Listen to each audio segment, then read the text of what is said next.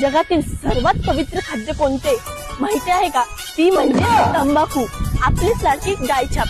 तंबाखू ही कोणत्याही वारी चालते, एकादशीला चालते, द्वादशीला चालते, कोणत्याही सणाला चालते, अमावस्येला चालते, पौर्णिमेला चालते, सकाळी चालते, रात्री 2 वाजताही चालते, 365 दिवस अहोरात्र चालते हो.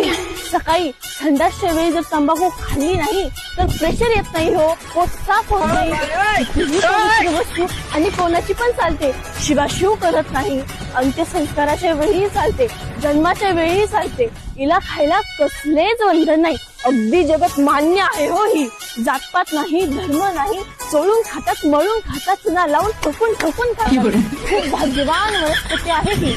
900 रुपये किलो आहे. काजू पेक्षाही महाग. अगदी गरीबातला गरीब खातो. काजू कधी खिशात ठेवणार नाही, पण ही सटवी आतल्या कप्प्यात राहते. अगदी हृदयाशी कवटाळून